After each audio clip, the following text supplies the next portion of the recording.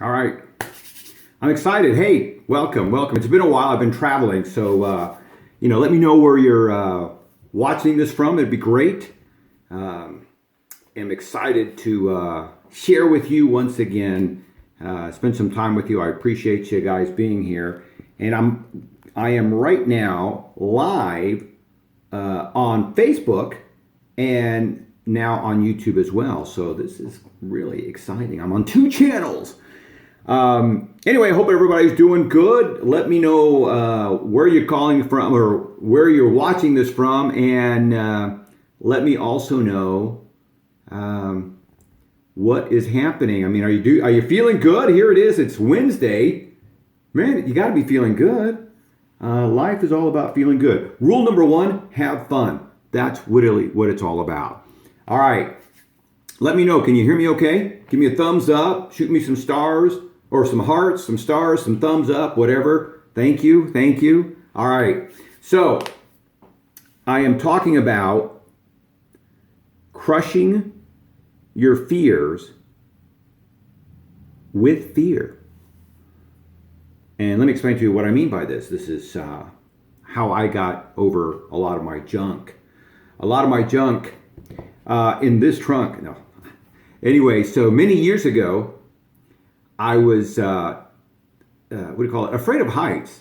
I have always had a little bit of intimidation by, tall ladders or being on rooftops, things of that nature. Now, I'm not afraid of flying, and I'm not afraid of being inside tall buildings, but, a step ladder would kind of intimidate me. A really tall ladder, I mean, it would just take me, I'd have to really deal with some stuff to make it happen.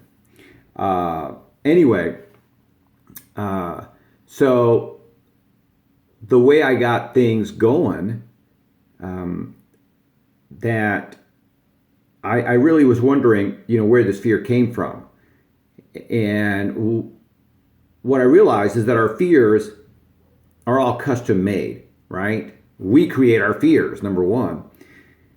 And I want to say most of them. I mean, obviously, depending on what's happening in your life, you might have some real foundation for some of your fears. If you're a young boy and you're in war-torn Africa, you probably have some good reasons for some of your fears. But most of us living here in the good old US of A or in Canada or in the UK create our fears. And we do a really good job. So anyway, here I am. I'm afraid of heights. And I'm trying to figure out, how do I overcome my fear? How do I get past this fear? So I start trying to figure out why I'm afraid of heights. And it might have been something that happened in my childhood. I just don't remember. But because I couldn't justify why I was afraid of heights, I therefore no longer wanted to be afraid of heights. All right? And somehow, in my weird way of thinking, I decided, man, if I could jump out of an airplane, then that's probably going to, help me overcome my fear. And the deal is that whether you're afraid of heights or not, here's kind of what it comes down to. You got to figure out why you're afraid of heights. And I didn't really have a good reason. I mean, I know nobody wants to fall, but that's a normal fear. So I didn't have a good reason to be afraid. But I was more fearful of staying afraid. Does that make sense? So the fear of heights, I ultimately crushed it by using the fear of being trapped by the fear. So this big fear helped me crush the little fear. And I'll show you how I did that over and over again. So I went to Eloy, which is a couple hours here from Phoenix, from Scottsdale, and took a class and jumped out of an airplane. And hey, good morning, Kathy from Reno, Nevada. Thank you for joining us. Yeah, let me know where you're from. Kathy from Reno, thank you so much.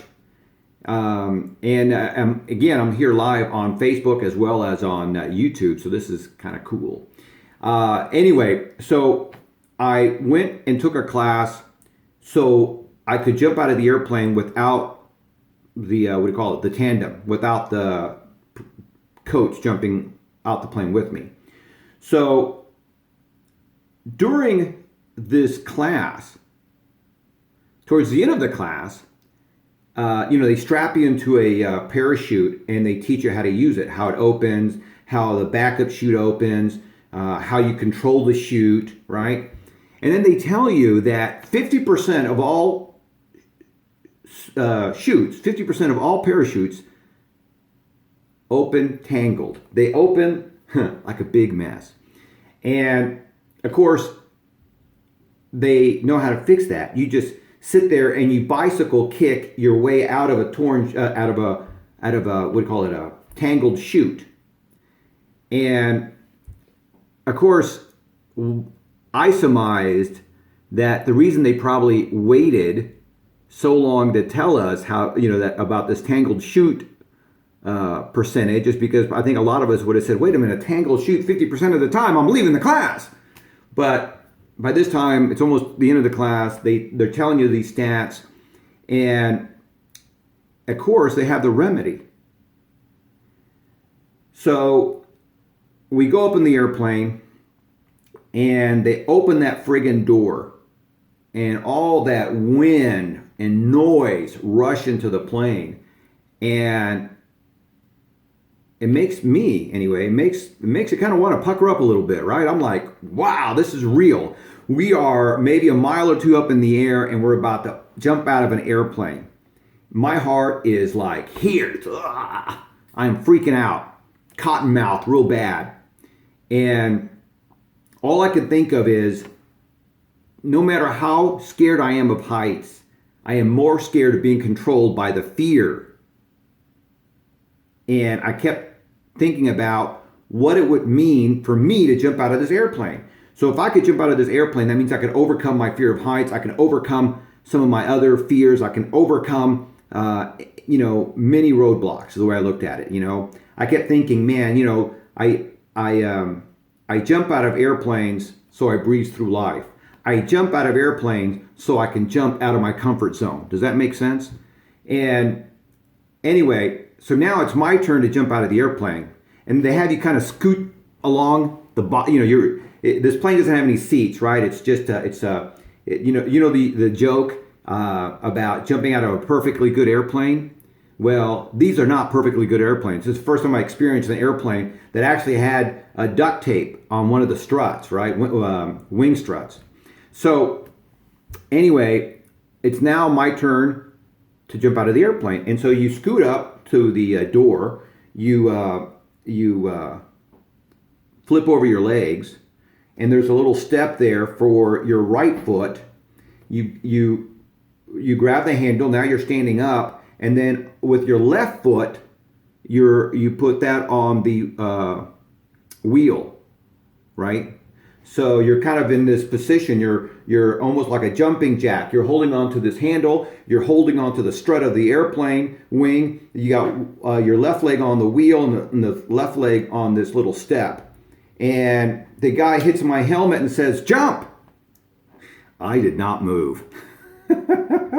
I'm not moving, man. I'm looking down, and it looks like I'm thousands of miles up in the air. And I know that I'm not. I know that it's just, like I said, a couple of miles, 2, 3, 5 maybe. But dude, we are going, we're extremely high. And he hits my head again, my helmet again, and says, you can go anytime you want. I look at him and I say, yeah, I got it, man. I heard you the first time. And so I just braced, and you let go. And you're free falling. And hey, Cesar Rincon from Houston, Texas, welcome. And so I pull my chute, right? And the chute opens tangled, but it doesn't just open tangled. The cords of the parachute come across my face. So it opens up behind you and it's tangled, so it comes across my face. And this is back in the day. Caesar, thank you so much.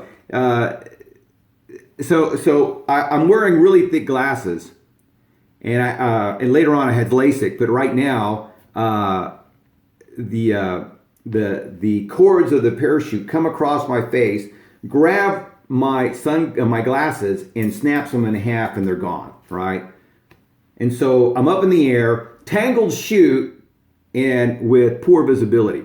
Now again, because of the training that we had, we knew what to do with the tangled chute. So I just bicycle kicked my way out, and the chute untangles, it fills with air, it pulls me up. Life is great. And they have a one-way earpiece, so I can listen to them, but they can't hear me, which is good. I don't know, I probably was, somewhat animated. But it's cool. So now I'm in control. I'm thinking to myself, man, I'm doing it, right? And I have a target in front of me, and with the help in my ear, them talking to me, I maneuver, and I land almost bullseye on the arrow. I was off by just a little bit. But what does this mean? Why am I talking about this? Because, again, I was afraid of heights, but I was more afraid of being controlled by my fear. And so in life, we have to sometimes look at our fear, find something else that scares us more, and use that as motivation to crush the other fear. Does that make sense? Are you with me on that? So, give you another example. I don't like being rejected any more than anybody else, right? But I make my living, and my salespeople make their living by being rejected. And what I mean by that is we pick up the phone and we contact people, what's known in today's world as cold calling them. And you cold call people and you ask them to do business with you. Now, there are several ways of doing this, but the what do you call it? The hardest way of doing this, again, is picking up the phone and saying, "Hi, Mr. Business Owner, do business with me." And again, 90% of the time they say no. Now, that can be scary.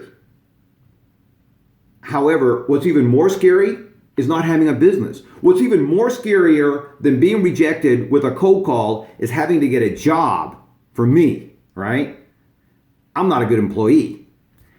What's even scarier than being rejected over the phone is not being able to pay your bills, is letting down my wife and my kids and all that stuff that goes with it. So I am much more fearful of not having the money and not being able to be a good provider than I am of the rejection. Are you with me? Does that make sense? Adam from YouTube, thank you. Thumbs up. Thank you for the hearts. Does that make sense out there? For you guys watching this on Facebook Live, watching me on Facebook Live. So whatever you're scared of, find something that you're more scared of to overcome your fear. I mean, again, when I was a single young man with a full set of hair, thank you, Caesar. As men, usually do, we go out and ask women to go out with us. And again, it's a cold call. You walk up to a girl in a restaurant or a club or the library or the gym, and you're asking them out, and there's a good chance you're going to be shot down. But my fear of missing the love of my life, the fear of being alone, the fear of not being in a relationship was bigger than the little fear of being rejected. Now, if all you look at is that little fear, it can actually be pretty big. So you can look at fear like a rejection, that fear, and it could be monstrous. But when you compare it to the other things in life, it shrinks down, and these other fears can motivate you to crush it. So I like to crush my fears with the other fears.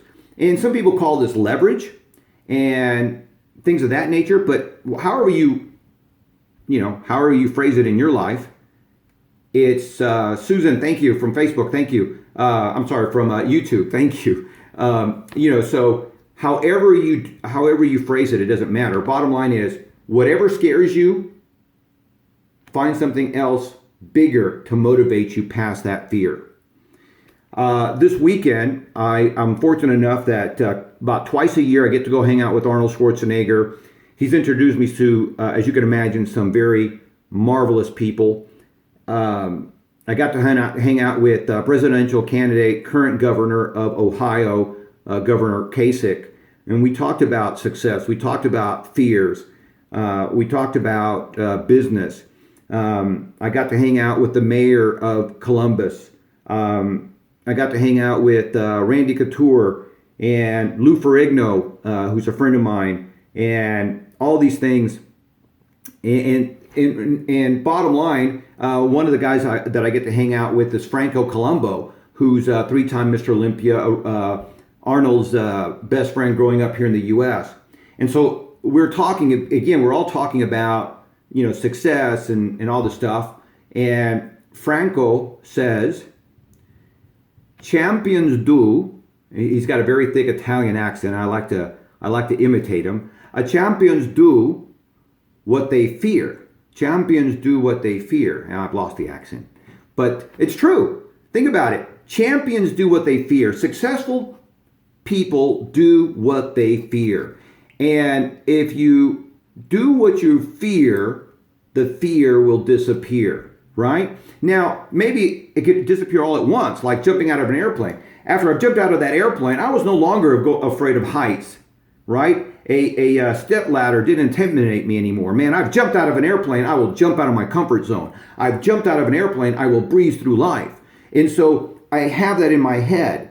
And so anytime that I feel a fear, like going up to somebody who might be perceived as being more influential and more important or more successful than I am, the fear of not having that relationship, the fear of not living to my potential is a bigger fear to me than the little fear of being rejected. Does that make sense? Are you with me on that? So you have to use your fears against your fears.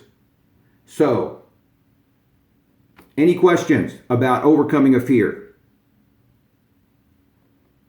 All right, so the question is, how do I overcome my fear? So I've been talking about some of that, and in kind of my steps of overcoming any fear is this. I figure out, why am I afraid, right? Like I said, I was afraid of heights and I couldn't figure out why. So there was no good reason to have a fear like that. And so I decided that I was going to do whatever it takes to break that fear. Now, I want to maybe go down in something more tangible. I have a book coming out called Dominating Your Mind. And in that book, I talk about overcoming fears and overcoming some of this stuff. So dominating your mind is a fearful step for me. If anytime you write a book, and Cesar, I know you've written a book and you probably had some of these fears, but for me, anytime I write an article, a book, and now that I'm writing this book, or even a speaking engagement, or when you're live on YouTube or Facebook, the fear are the same, and that is people will criticize you. People won't like you. They'll make fun of you. Okay, and those are all real fears. But for me, the bigger fear, again, one of my fears is I might be rejected and people might make fun of my book. But a bigger fear than that is, again, I have to do everything I can do to take care of my family. And by writing this book, I know I'm going to get more speaking engagements. I'm going to have more, awareness. So it's going to help me grow my business. So taking care of my family is a bigger fear than the little fear of whatever somebody may say about my book. The other thing is, I believe in my message. And I know that if I get my message out there, I'm going to help literally tens of thousands of people. So not helping those people is a bigger fear than the fear of criticism. And then I also look at this from a spiritual standpoint of view. I always pause to think, what would God think about this? Will God care if I write this book? Would God criticize, condemn, or complain about me writing this book? And the answer is no. So if God doesn't care, I don't care what anybody else thinks. my family supports me, my God supports me, I'm going to write the book. I'm going to put it out there. Worst case scenario, this is another fear. Worst case scenario, I sell no books and people make fun of me. Yikes. That could be terrible. So, a bigger fear than not selling books is not being perceived as an expert, not getting speaking engagement. Because whether I write a good book or a bad book, I'm going to use it to get speaking engagements. I'm going to use it to get more publicity. I'm going to use it in various different ways. So, no matter what you do, people are going to criticize you, right? So, you can look at, and I don't care whether you voted Democrat or Republican, but you look at these presidential campaigns, and I think Donald Trump, whether you like him or not, he doesn't care what people think. He just does it. And sometimes to his detriment, right? It just comes out of his head and he can't take it back. But you look at Hillary, you look at President Trump, you look at Bernie Sanders, and again, no matter what they do, they're going to be criticized. No matter what you and I do, we will be criticized. If we don't do something to better our lives, we will be criticized. If we do something to better our lives and the lives of others, we will be criticized. So you might as well be criticized for something that you love to do and for changing people's lives and for something that makes you feel good and proud. Let's get criticized for those things versus doing nothing. Does that make sense? So Kathy just said, "Hey, I have fear I have a lot of fears of things. Give me a specific fear, Kathy. Let's see if we can work on one of your fears. And if somebody else has a fear out there, shoot it out. Let's see if we can work on it while we have some time together. Because ultimately, we were created to succeed. Now, we may not all be multi-millionaires, billionaires, whatever. We may not be rich and famous, but God didn't put us on this planet to be fearful. God didn't put us on this planet to be mediocre. God did not put us on this planet for any reason other than to fulfill the measure of our creation, i.e., we were created to succeed. However, in order to be successful, we have to go through some stuff. We have to overcome our fears. We have to overcome our money mindset. We have to overcome our relationships. So the ultimate success for anybody, and this is my opinion, is mastery of self. And that means physically. That means emotionally. That means mentally, right? So if you can overcome yourself, then you are successful. So let's see. Kathy says rejection on relationships. It's a normal fear, right? We all want to be loved and appreciated. So what are you more afraid of, Kathy? Are you more afraid of being alone and not having relationships? Or are you more afraid of being rejected? Because if you're more afraid of being alone and not being in a relationship, you can use that to motivate yourself to get past being rejected.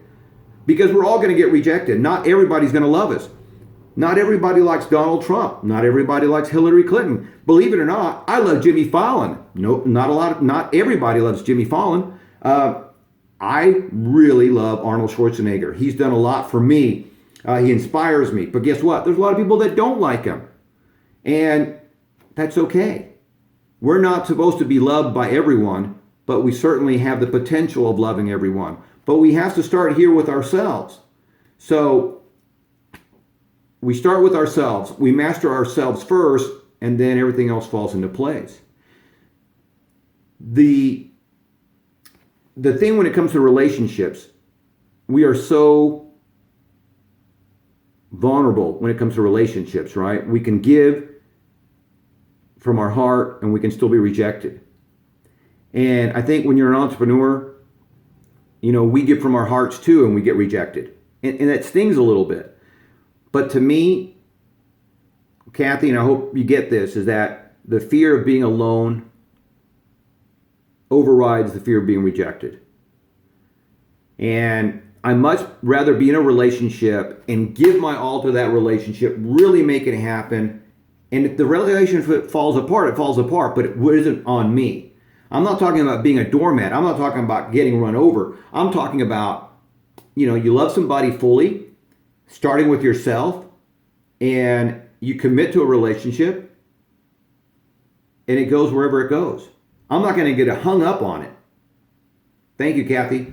I'm not going to get hung up on the results when in many cases we cannot control the outcome. Now, I have 100% control how I feel about myself. I do not have 100% control how about you, how you might feel about me. So one day you like me, one day you hate me.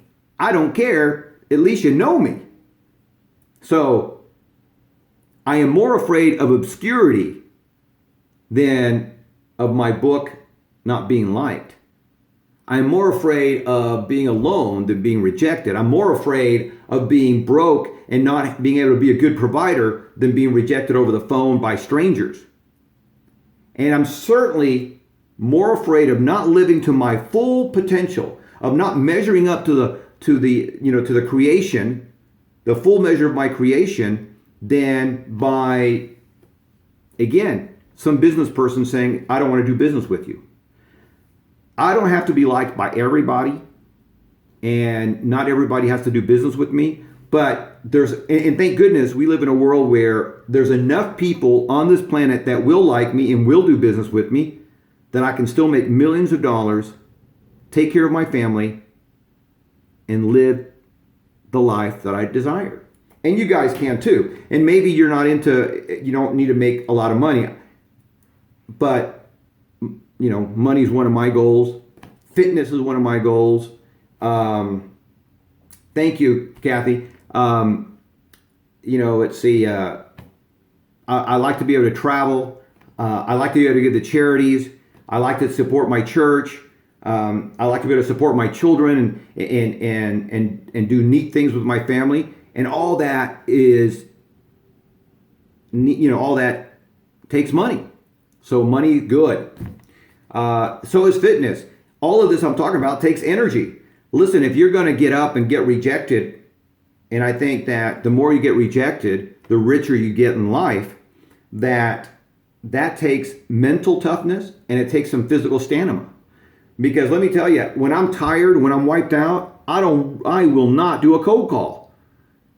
But when I'm psyched up, when I'm physically present, when I'm like, man, firing on all cylinders, man, I'll dial and smile all day long. I don't have a problem with that. So your physical presence is important. Anyway, I hope that this has helped. If you have questions, leave them in the comment below. I'll be glad to answer them. You can reach out to me, bert@bertmartinez.com. I'll answer your questions that way. But I prefer for you to leave them in the comments, because that way I can answer them and will help a lot of people. Also, share this video with anybody that you think we can help. It's really about giving back. It's about helping other people. Let's help as many people as we can, because ultimately, at the end of the day, it is about helping. It is about giving other people. And I appreciate you guys interacting with me. I appreciate you coming and watching my videos. Kathy, I'm glad that I've helped you. And again, I from my heart, I appreciate you guys being here. I appreciate you helping me out. I appreciate you listening. And thank you so much. I know you guys have a lot of things that you can be doing. So watching me really touches my heart. And I appreciate the comments. I appreciate the support. I appreciate you guys sharing this video. And remember, you were created to succeed.